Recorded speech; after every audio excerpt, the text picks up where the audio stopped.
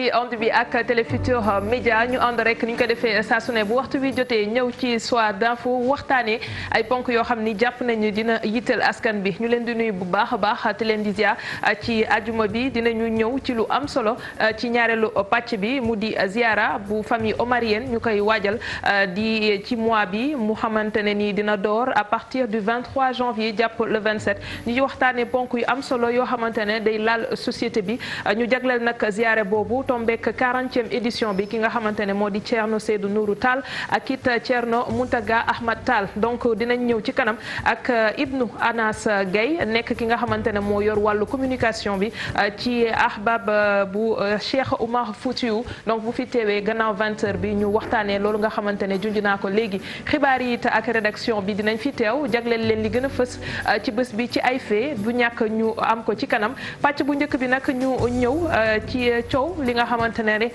waa UNACOIS jàppoo yëkkati nañ ko buñ ko sañee waxee noonu mu di impôt sur les bénéfices mu di loo xamante ne rek taxe la bu ñuy teg ci ñi nga xam ni ñooy yenn entreprise yi nekk fii ci réew mi moo tax nag ñoom ñu gis ne lañ doon teg entreprise yooyu dafa yokku ba tax ñu yëkkati seen kàddu di wax rek autorités yi ñu am ci ab taxaw seetlu ngir fexe bañ a lor yooyu entreprise moo tax nag tey ñu dalal fi Ousmane Sy Ndiaye nekk directeur exécutif bu UNACOIS jàppoo monsieur Ndiaye dalal jàmm si plateau. jërëjëf Aram maa ngi am mbégte di ñëw ci sa plateau. am naa ci plaisir bu baax a baax. jërëjëf dinañ ñëw si moom si kanam Cheikh Tidiane Diagne borom sport bi. waaw Cheikh Tidiane maa ngi lay ziar. maa ngi lay ziar di nuyu tamit suñu invité di jox itam respect bu mat téléspectateur télévision Futurs Médias. am aussi tout un plaisir en tout cas de partager le plateau avec toi ak itam suñu gan gi. jërëjëf ñu ñëw ci ni ma doon wax sànq rek mu di ponk bi nga xamante ne moo soxal impôt sur les bénéfices balaa may wax sax si yokkute bi ngeen wax impôt sur les bénéfices mooy lan. jërëjëf Aram laaj la boo xam ne war nañ koy laaj souvent képp koo xam ne da nga yor këru liggéeyukaay. maanaam ngay entrepreneur chef d'entreprise opérateur économique wala nga yëngu ci loo xam ne yaa ko ilif parce que principe bu impôt mooy mbooleem waa réew bi yëpp ñi nga xam ne ñu ngi yëngu ku ci nekk. ki yor entreprise ak ki ko yorul ku ci nekk war ngaa dugal sa loxo ci tabaxu réew mi ci alal ji nga xam ne moom la réew mi soxla pour ñu mën koo tabax mën koo doxal impôt sur le bénéfice mooy contribution bi nga xam ne ñi yor ay entreprise ci la ñuy def mooy seen contribution mooy natt bi ñuy natt ci budget wu national bi loolu mooy impôt sur le bénéfice. naka lañ koy daggee ci entreprise yooyu. waaw impôt sur le bénéfice ni ñu koy daggee ci entreprise yi mooy bu fekkee ne Sénégal dañu nekk ci régime déclaratif bu fekkee ne da nga liggéey ba at mi jeex da ngay def sa bilan ci ñi nga xam ne mën nañoo def bilan formel organisé def sa bilan wax li nga am wax li nga dépensé wax li nga am ci bénéfice ci biir bénéfice boobu loi bi ne la 30% yi da nga koy jagleel budget national loolu ngay fay sa impôt ci loolu moo concerné ñi nga xam ne ñoo yor petite et moyenne entreprise yi xaw a am doole tuuti te mën a def ay comptabilité am système de gestion waaye ku ne xam ne réew mi ñi ñuy woowee secteur di informel daanaka ñoo fi ëpp muy commerçant di artisan di transporteur et cetera secteur informel boobu recensement bi ci ANSD mujj def wane ne na mu ngi à hauteur de 97% des entreprises du Sénégal bon daanaka ñooy mbooloo mi nga xam ne ñoo yor koom-koomu réew mi ñooñu dañ leen beral seen façon bi ñuy fayee impôt dëxëñ ko ci biir code des impôts tudde ko contribution globale unique ñooñu comme mënuñu ko bennal ndax seen liggéey mayu leen ko dañ leen ne yéen at mu nekk forfait bii ngeen di fay seetlu nañu nag ci loi des finances rectificative bi ñu mujj def contribution globale unique boobu ci boppam léegi ñu ngi ko def ci deux à peu près 2,8% pour le secteur informel loolu la ñu war a fay ci impôt. alors loolu noonu bu ñu ko doon xayma ci montant parce que bu ñuy wax ni en valeur relative la ñuy wax naka la war a toll ak fan la war a bañ a dépasser ci xaalis. waaw boo koy xool ci xaalis nii ci xayma dana jafe xayma mais su fekkee ne dañu jël ay hypothèses de travail bu fekkee ne commerçant la bu yem buy importer par exemple wala buy distribuer bu def chiffre d'affaires u 500 millions wala chiffre d'affaires u 700 millions ou 1 milliard ci biir chiffre d'affaires boobu la ñuy wàññ loolu mu war a fay ci contribution globale unique mu fay ko gannaaw nag bi mu demee déclarer ne man commerçant la lii laay liggéey lii laa gagné ci at mi su ko defee ca biir la muy gagné ci at mi ñu calculer ko la mu war a fay ci impôt mais loolu dafa concerner beaucoup plus le secteur informel su ma la déggee. wala major yi la non contribution globale unique. secteur informel la concerné ñi nga xam ne mënuñoo def comptabilité mënuñu def bilan de fin d'année ñëw di ko déposer. mais loolu état bi ci lan la koy nattee exactement parce que xam nga boo ko waxee nii peut-être que le Sénégalais lambda war na mën a bañ a comprendre effectivement nan lañ koy defee par exemple nga xam te benn commerçant ubbi boutique am wala peut-être je sais pas benn boutiquier du coin par exemple ubbi boutique am loolu état bi nan la koy nattee si yan mbir la koy teg pour mën a natt ni exactement lii moo war a mën a doon sa contribution. bari na ay critères base u natt bi boo koy seet moo tax ci réforme générale du code général des impôts bi muy am diggante 2011 2012 ñu dimbali leen ci dimbali bi mooy booba xam nañ ne bu ñu bàyyee rek état bi pour mu mën a xayma commerçant yi lan la ñuy gagné ba war leen a mën a imposer dana xaw a jafe parce qu'en réalité contribution globale unique ñu ngi koy teg ci chiffre d'affaires or principe bu impôt mooy ci biir bénéfice lañ koy teg kenn du ko teg ci chiffre d'affaires parce que ki nga xam ne amul bénéfice mënu la fay impôt. du dëgg. quand bien même loi bi sax nee na bu fekkee ne même da nga perte am na lu la war waaye loolu forfait la bon ñu dellu si impôt moom mu ngi war ki nga xam ne am na bénéfice ki nga xam ne nag ci chiffre d'affaires am la ñuy natt l'impôt kooku dañ ne état bi comme du déposer bilan mënul def comptabilité dañuy boole mbooleem impôt bi nga xam ne secteur formel da koy fay mbooleem impôt yi muy fay yépp dañ koy boole defal ko forfait. xayma à peu près taayu volume mu liggéeyam ci chiffre d'affaires bi parce que am na ay chiffre d'affaires ay évaluation chiffre d'affaires boo xam ne yoo xam ne ay grille d'évaluation de chiffre d'affaires yu ñu def ci code général des impôts c'est sur la base de cette évaluation que lañ leen di appliquer un taux qui varie entre à peu près je pense 2 à 2,8%. alors tey lu waral kon ngeen yëkki seen kàddu daal ne ni impôt sur les bénéfices dafa nar a jógee ci 3% jëm 12%. non en réalité du impôt sur le bénéfice parce que dafa mel ni impôt ñoom ci seen bopp dañu xaw a dese dégg tuuti. parce que lire naa seen communiqué li ñuy wax en réalité mooy depuis 2014 2013 dafa am benn avance. benn acompte de 3% boo xam ne waa impôt ci boppam ñoo ko doon sàkku ci ñi nga xam ne ñooy importer te nekkuñu à l'enseigne des grandes entreprises mais ñooñu bu ñu importer danañu avance ci seen impôt 3% booleeg droit de douane yan daan fay ak TVA bi ak mbooleem charge yu ñu am ci importation bi 3% yooyu ñu tuddee woon acompte de l'impôt sur le bénéfice moom la ñu réformer tudde ko léegi prélèvement de conformité fiscale. nee nañu ñoom ci seen lay lañ ca jublu mooy fexe ba ñi daawul fay impôt ñu leen di fayloo impôt par force waaye doxalin wi mooy problème parce que bu fekkee ne ci biir même réforme bi ci biir même loi des finances da nga réformer code contribution globale unique impôt bi nga xam ne moo jëm ci waa secteur informel ne leen léegi yéen a ngi fay 2,8%. jóge ca ne ko boo fayee sa 2,8% ba pare boo importé tey ñëw importation boo def di nga ma avancer 12% de la valeur de ton importation ca cordon douanier ba te moom muy importé bénéfice ba muy xaar ca la mu importé bu baree ba bari 10% ca la yem ñu ne problème am na. bon waa impôt évaluation yi ñu def maanaam fi ñu teg seen xayma ba mën a fixer prélèvement de conformité fiscale boobu baaxul am na problème.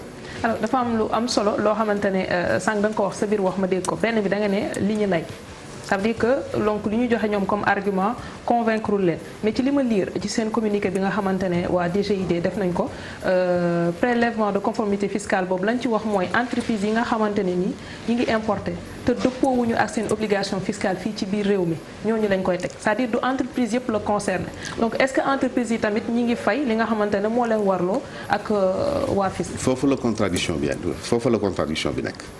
parce que ñi nga xam ne ñoom la ñuy viser ñooñu defal nañ leen contribution globale unique am na nu ñu war a fayee seeni l'impôt loolu mooy bi ci njëkk ñaareel ba xëy na lañ koy jot néew na bëgg nañ ko yokk xëy na budget bi soxla na xaalis dañu jàpp ne waxtaan moo ko waroon a jiitu moo ko waroon a laal defuñu ko ñu réformer acompte boobu ma waxoon ci 3% yóbbu ko 12% waaw bu ñu ko yóbboo 12% ki nga xam ne moom dafa war a fay CGU 2,8% sur son chiffre d'affaires nga ne ko sur le même chiffre d'affaires di nga ma ci joxaat 12% loolu yéeme na di ça fait un peu confus dafay mel ni impôt li ñu def xamuñu ko on a comme l'impression qu'il y a un problème de coordination parce que bu fekkee ne impôt dafay collecter lu impôt xaalis bi nga xam ne dafa war a jëm ci moom ci digganteem ak douane waaw ki nga xam ne dafay importer douane identifié na ko mu ngi ci fichier wu douane dootul koo xam ne xamuñu ko. il est identifié xam nañ ko du dëgg kooku kay bu fekkee da nga ko bëgg a imposer na la douane jox fichier wu mbooleem ñu fi importer ci at mi su ko defee nga imposer leen boo koy xool nag dafa mel ni dafa am ay jéego yu suñu administration yi waroon a dox en matière de modernisation yu ñu doxul loo xam ne moom la ñuy contourner ñoom am nañu jafe-jafe ci interfacer seeni base de données ñaari administration de fiscalité yoo xam ne ñoo bokk benn ministère technique war ñoo mën a am ay jafe-jafe pour échanger des données donc ils n'ont pas besoin de cibler la majorité des importateurs ne leen yéen da ngeen di avance 12% ci seen chiffre d'affaires ña ca des ils ne sont pas concernés. li ngay wax nii te commerçant aram le principe est très simple li ñu ciy bañ lii rek la loo ko teg ci charge à l'importation bu génnee douane fexe ba importer bu ñëwee ba toog di calculer plus de revient da koy répercuter loolu xam nga ñëpp xam nañ ko loolu la ñu bañ kon moo tax ñu alerter donc oui parce que justement fa laa doon bëgg a ñëw parce que jot nañu dégg sax genre déclaration yu ni mel moo di que forcément loolu bu fekkente ne ni am na appliqué nañ ko li nga xam te moom la fisc bëgg a def ci yéen moo di ngeen ko répercuter en tout cas ci voilà ci poche sénégalais yi. mais c'est évident xam nga lu mënul nekk. importer leen jaay leen bu leen am bénéfice mënul nekk.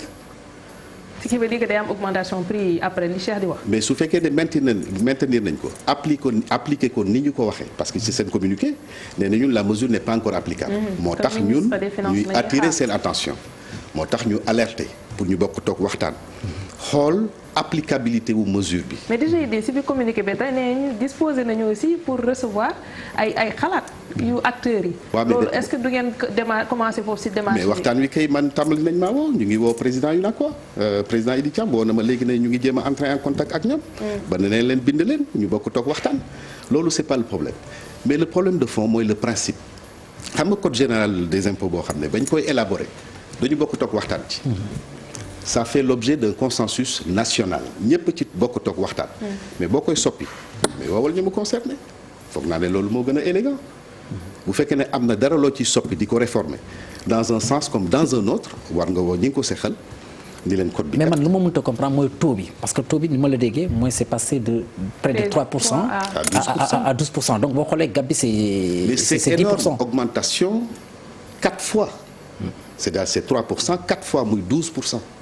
imaginez ki importé ñëw ba cordon douanier bi waxuma sax moom ay charges est-ce que ce qui est clair mooy amul benn commerçant bu ko mën mais si toutefois commerçant bi fexe ba marchandise bi génn mais il va multiplier ses charges par 4 te loolu pour ñun moo amul benn sens. amul benn sens parce que on est DGID ak douane dañu nekk également dans une organisation gouvernementale. mënuñu ak ministère du commerce. di consolider une politique de stabilisation des prix wëlbatiku aussi ñuy teg commerçant yi ay charges supplémentaires yoo xam ne. du ñu mën a yokk prix yi. lii mooy opposé nag boo koy seet mooy opposé souvent commerçant ak consommateur. est-ce que tey comme li ñu wax ñoom seen communiqué am na entreprise yoo xamante ni tey ñu ngi importer te duñu fay li nga xamante ne mooy seeni obligation fiscale. waaw mais ñoom ñoo ko mën a xam. ñoom ñoo ko mën a xam. parce que ñooñu bu ñu nee entreprise yooyu moo concerné yéen ngeen jug di xeexal commerçant yi industriels yi. il faudrait également ñu xam ñan ñoo dëppoowul ak yoon ak loolu. man mun naa la je peux vous faire une confidence. gis nga bi ñuy élaborer code général des impôts ba pare ci depuis 2014 ba 31 décembre 2019. ñu ngi 2020 xëy na 2020 dina am ay problème avec ce prélèvement cette nouvelle taxe mais ci la UNACOIS gëj a régler contentieux fiscal. D'accord.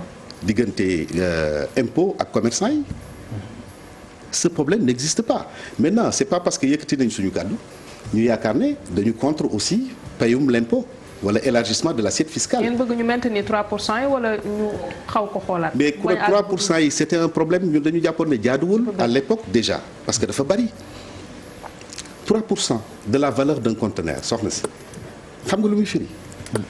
mais c'est beaucoup d'argent. C'est beaucoup d'argent. sànq rek maa ngi def benn simulation bu ndaw ak président UNACOIS ci benn opération bugguma tudd produit bi. mais bi ñu ko xoolee sur un conteneur de 20 pieds 3% yi rek ça fait 56 millions. te droit de douane yi exégul. léegi ñu ne prélèvement de conformité fiscale boobu jóge na 3%. tuddatul acompte de l'impôt sur le bénéfice léegi mu ngi tudd prélèvement de conformité fiscale. bii 3% 56 millions la woon. fois 4. yaa ngi ci 200 il y a 300. ça fait 224 millions. ban consommateur moo koy supporter ban ménage moo koy supporter ah yéen journalistes yi bu fekkee pare ngeen pour supporter. ah non ça. boo leen pare pour supporter ko ay ci c'est tout le monde amul kenn koo xamante ne ci Sénégalais bu ñu nee la rek yokkute ak fu mu mënta jógee di nga ne déedéet ndax gis nañ fii dund bi toll. mais man am na leneen loo xamante ne nii daf may interpeller parce que quand on parle également du secteur tey fiscalité bi mu fës coow bi nga xamante ne yëkkati nañ ko si mais il est bon également ñu xam yeneen jafe-jafe yi nga xamante ne nii. yéen a ngi koy traversé. jafe-jafe yi bari na dans le secteur. boo koy xool sax Sénégal man ba njàmbat boobu rek fépp ay metti te. waaw mais moo tax doo ñu teg ci baaraam. waaw exactement moo tax doo ñu dégg toujours parce que am na ci loo xam ne ñu ngi koy dox di ko wax jéem koo saafara am na loo xam ne ñu ngi koy jéem a jël en charge. daf ci nag am loo xam ne responsabilité état la mais gis nga ci damay jël rek exemple mesure fiscale bi ñuy wax prélèvement de conformité fiscale bi gis nga lan mooy mën a nekk conséquence immédiate yi. gis nga hausse bii ñuy wax c'est le moindre mal. parce que ku ci mënatul importer da ngay taxaw et il y a même un risque de produits ci marché yaa ko tudd parce que booy importer mënatoo ci am bénéfice di accumuler ay pertes da ngay mujj bàyyi et su boobaa ça va créer une situation plus pénible encore pour tout le monde situation de malaise général moo tax ñu yaakaar ne gouvernance bi dafa war a nekk une gouvernance inclusive waxtaan da ko war a lal en permanence diggante ñi nga xam ne ñoo yor exécution politique publique yi. kon yéen da ngeen xëy rek ñu indi leen décision. noonu lañ ko yëgee. noonu lañ ko yëgee il a fallu nag ñu yëkkati suñu kàddu ñu def communiqué wax ne d'ailleurs c'est pas encore applicable ministre bi moo war a jël arrêté. ci biir arrêté bi dinañu lister produits yi nga xam ne ñoom la concerné ils sont ouverts pour ñu defal leen ay contributions. loolu bu njëkkoon kenn du dégg suñu kàddu. loolu mooy jafe-jafe bi ci njëkk. bi njëkk ci jafe-jafe yi mooy di légiférer ci suñu ay affaires ci suñu ay activités. ci suñu ay emploi te kenn du na ci boole te bu ñu jëlee décision teg la ko jafe-jafe bi mooy gars yi dañuy dugg ko génn pour préserver des emplois et je rappelle que le secteur informel est le premier employeur du Sénégal ñëpp xam nañ ko il polarise au moins 3 millions d'emplois lu ñëpp xam donc secteur boobu wax dëgg yàlla bu fekkee ne da nga bëgg rek organiser sa meilleure contribution à l'effort de construction nationale wala ci budget bi mais war nga am une meilleure attention à son endroit. peut-être c'est les conséquences de l'élargissement assiette fiscale bi aussi quoi. parce que ñu ngi koy waxtaanee fan yii exactement loolu nag waxtaan moo koy indi. ak développer la confiance entre les autorités fiscales et les entrepreneurs parce que bu confiance amul. naturellement adhésion du mën a am. confiance bi nag li koy indi mooy ubbeeku et j'insiste sur ça. xam nga ñu ngi on va vers des enjeux très importants. mais soo ne confiance lu koy indi mooy ubbeeku dafa mel ni kon kilifa gi moo réceptif par rapport ak kàddu yi ngeen yëkkati wala dafa yàgg tëjal leen ay buntam wala lu mu dem. non en réalité amul benn cadre d'échange ou de dialogue public-privé. d'accord bu ma xam bu am diggante ñun ak waa impôt amoon na nag à l'époque mais gëj naa am. ça c'est une préoccupation. boo koy xool réforme bi nga xam ne moom la ñu defoon ci patente bi. muy la contribution économique locale mais ça fait passer la patente du simple au double et pourtant gars yi dañ ko avalé jox nañ ci ay jéego mu xaw a jafe ñu xam ne les collectivités locales sont impliquées les nos gox-goxaan ci seen bopp sont impliqués ñu bàyyi noonu mu sedd. mais kii bu jàllee kenn dootul liggéey te loolu la ñu bañ ci réew mi réew moo xam ne nag da nga soxla croissance ne yaa ngi dox jëm ci émergence du réew moo xam ne war nañ faa rey ay entreprise maintenant ci jafe-jafe yi bi ci njëkk mooy jafe-jafe structurel xam nga commerce ci boppam fii ci biir réew mi moom la ñu joxul maanaam loolu préoccupation la. am ngeen ministère. gis nga fépp waaw mais loolu rek dayul xam nga gan gu fi ñëw ñu lay woowee ambassadeur. nga ñëw présenter say lettres de créance jubali ci président de la République defal say lettres de créance ba pare boo génnee xam nga foo jëm mais doo dem affaires étrangères ministère du commerce nga jëm. parce que mandat bi njëkk ci ambassadeurs yi moom mooy promouvoir. l'économie. voilà les échanges commerciaux de son pays foofa nga jëm moo tax ñu jàpp ne fulla ji nga xam ne moom la réew yu mag yi jox secteur du commerce fulla jooju war nañ ko jox secteur du commerce ñaareel ba dañ ko seetaan ba gis nañu investisseurs yi maintenant ñu commencé ñëw installer dans le secteur du commerce il y a un défaut de réglementation dans le secteur du commerce boobu it il a fallu ñu yëkkati suñu kàddu wax ci pour que ñu jël une mesure conjoncturelle kilifa gi président de la République moo mujjee jël décret présidentiel pour instituer une autorisation préalable à l'ouverture des magasins de grande surface il a fallu qu'on lève la voix donc yooyu c'est des préoccupations. mais côté quand même pour en revenir peut-être pour terminer si Arma le permet est-ce que tamit jotul que les commerçants tamit booloo seen biir pour mën a ubbi maanaam surface yu mel noonu. parce qu'on sait que ñi nga xam ñoo ko fi ñëw di ko fi def aussi c'est plusieurs entreprises en même temps. ñooy coaliser ñu ngi ci booloo bi rek ça ne suffit pas. xam nga commerce lan moo ko yor. lan mooy base du commerce. infrastructure ak mobilier. xoolal situation bi suñu marché yi nekk. est-ce que suñu responsabilité la ñu. situation bi marché yi nekk bu ñu amul ay marché moderne am nañ ci wàll naam mais amul benn marché HLM Sandaga Castor Thiaroye foo mën a dem Grand Yoff partout boo génnee ci région yi amuñu benn marché bu nekk au standard international. Il y a même problème de sécurité. Ça c'est un problème. am nañu problème de sécurité. Le ventre mou de notre système de production mooy déficit d'infrastructures de stockage et de de conservation et de transformation. loolu moo ñu téye ba autosuffisance bi ñu bëgg ci ceeb bi mu xaw a sooxe looloo ñu téye ba bi nga xamee ne Sénégal réalisé na théoriquement son autosuffisance en oignons et en pommes de terre on est obligé de recourir encore à 3 à 4 mois d'importation. Oui. Parce que li ëpp ci soble bi day yàqu.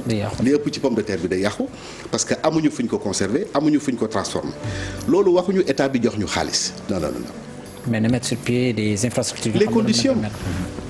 les conditions mun nañu habiliter ñun ñu wuti xaalis bi xam nañu fu xaalis nekk xam nañu nuñ koy mobiliser am nañu expertise manqué wul ci réew mi moo tax may dellu si sur cette relation de confiance absolument nécessaire entre l'État et son secteur privé pour tabax réew mi parce que réew mi bu fekkee ne ñaar ñooñu ñoo ko seq État ak secteur privé ñoo ko war a tabax foog naa ne seen relation war na nekk ay relations yu structurées pour zone de libre échange économique continentale parce que yéen li ngeen di wax ni bu dee ci jafe-jafe yi rek déjà biir Sénégal kon sous-région bi le marché africain jaruñu koy xalaat c'est-à-dire le secteur privé ak difficulté yi nga xamante ne souligné nga ko léegi suñ ko naree xool par rapport ak yeneen entreprise yi nga xam ne ñoo am dayoo nekk ci Afrique ngay war a mën a compétir ak ñoom ci fànn boobu kon pare gole en réalité Sénégal moo parewul mais gis nga ZLECAf zone de libre échange ci boppam c'est une grosse opportunité pour notre pays ak pour ñun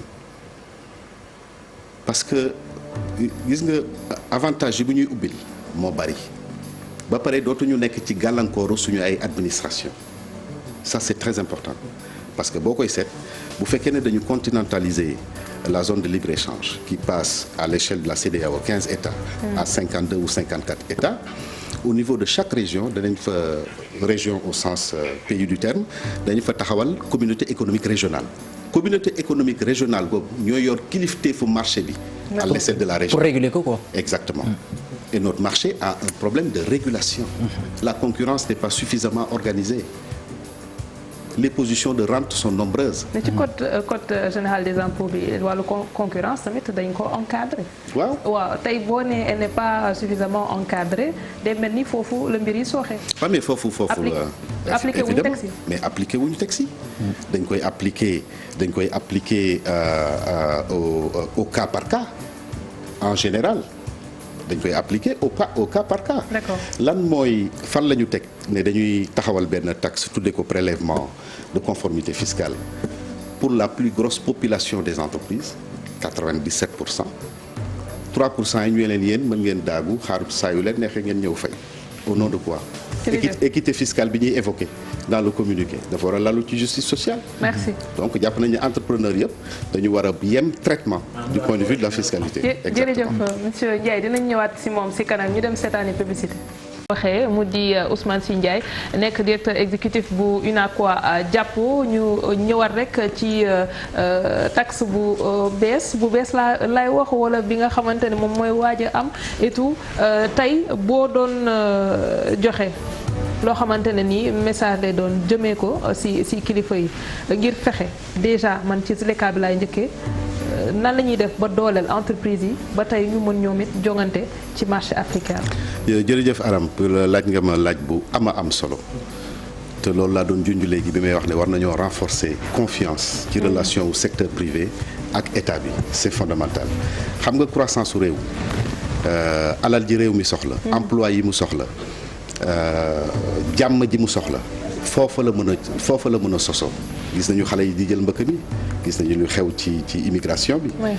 gis nañu li xew ci dëkk yi nga xam ne ñoo wër Sénégal boo koy xool comme suñu mbokku tubaab bi ni ñu koy waxee la pauvreté est le plus grand ennemi de notre pays donc bu fekkee ne nag dañu am yéenewu réew mi sax ci jàmm sax ci stabilité foog naa ne war nañoo gën a renforcer relation de partenariat yi nga war a xam ne moo war a dox diggante état ak secteur privé en général. Oui. Y compris le secteur informel. loolu nag liy tax relation bi mën a dox mooy respect mutuel loolu c'est très important maa ngi koy wax sànq bu fekkee ne da ngay légiférer di jël ay décisions naam yow la yoon jox sañ-sañ bi war ngaa xam ne décision yi ngay jël dafay am jeexit ci ñii ci seen liggéey ak seen alal. te ñoom it am position ci état bi nekk haut fonctionnaire wala ngay ministre taxul nga ëpp cër citoyen bi nga xam ne commerçant la wala artisan wala muy dawal sareet yow te muy investir ci réew mi. alors DGID tàllal na leen loxo ndax di ngeen wuyu ngir waxtaan. mais évidemment ñun kay on est dañu mës a ubbeeku pour waxtaan nañu may li ñu am waxtaan la ñu yore suñu kër ba mu développé depuis 30 ans. bu fekkee ne amuñu woon culture waxtaan ci biir UNACOIS du ñu am 30 ans d'existence. waxtaan boobu dañuy ñaan mu yàgg te nekk waxtaanu jàmm te nekk waxtaan woo xam ne dafay jur njariñ waxtaan moo xam ne dafay julal réew mi njariñ waxtaan boobu la ñuy sàkku. bu fekkee ne nag ñoom ñu ngi ci disposition yooyu y a aucun problème mën nañ ci bokk toog ko waxtaan. d'ailleurs am na cadre boo xam ne war nañ ci tase du yàgg trop fii ak le 23. parce que waa ONECA ñu ngi sos benn forum boo xam ne ñu ngi ko jagleel la formalisation des entreprises. en ce moment là nee nañu yéen UNACOIS ak waa direction générale des impôts lu ñu bëgg ñu bokk toog waxtaanee formalisation des entreprises cadre bu bees a nga noonu mais expert comptable yi ñoo ko créé. foog naa ne ñoom it bu fekkee ne bëgg nañu yaatal assiette fiscale bi bañuñu ko ay sénégalais lañu nangu nañoo fay impôt mais dañu ko waxtaane ba sénégalais bu nekk ñu teg la nga attan. merci beaucoup. jërëjëf c'est Ousmane Sy Ndiaye le directeur exécutif de l'UNACOIS Jàppo. La page publicitaire c'est juste après.